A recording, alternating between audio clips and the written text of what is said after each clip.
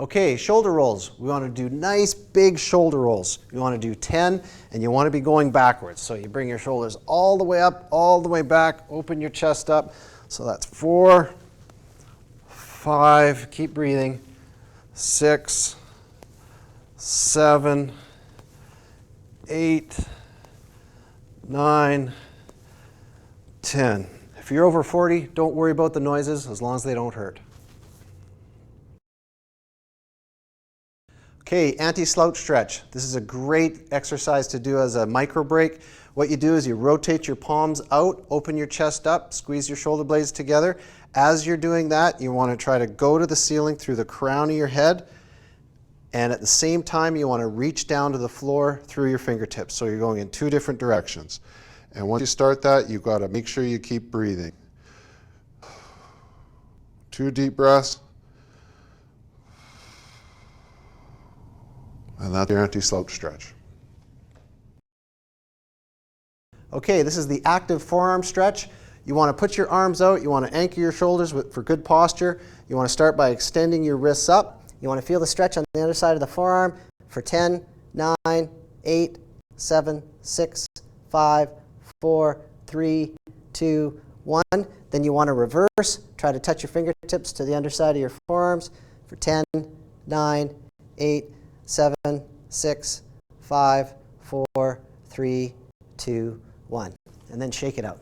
That's your active forearm stretch. Okay, shoulder hinges. We start by putting our hands up by our ears. You want to have your elbows up. You want to have your upper arm parallel or a little bit of an upward angle. And we're going to do 10 repetitions. That's 1. Squeeze your shoulder blades together. 2, you want to touch your elbows at the front. 3, 4, keep a little bit of tension in your core.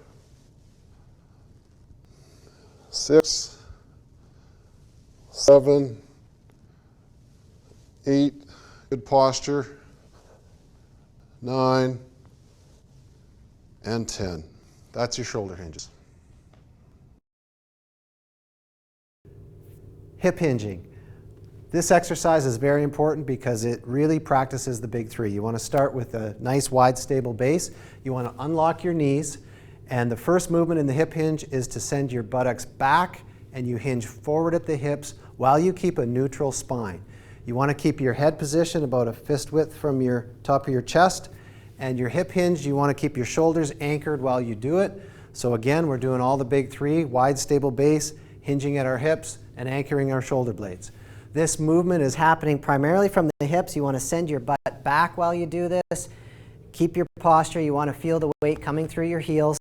It's not a knee bend exercise, so you shouldn't see people really bending their knees when you do this. You can liken this to a deadlift in the gym.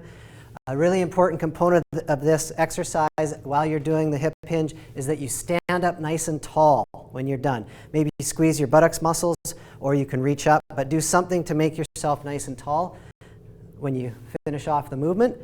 You don't want to be kind of staying bent like this. You want to stand up, get full hip extension, maybe even bring your hips forward a little bit. And it's just like that. You want to do about 15, 20 hip hinges. It's the most important movement to practice during the day because it does bring all 3 of the big 3 together.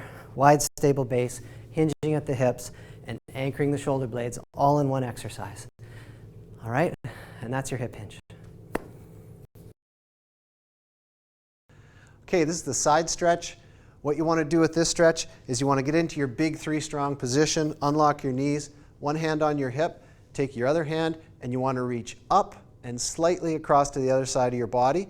And you want to reach as far as you can up and away for 1 deep breath. Keep your knees slightly bent. 2nd deep breath. Reach a little further.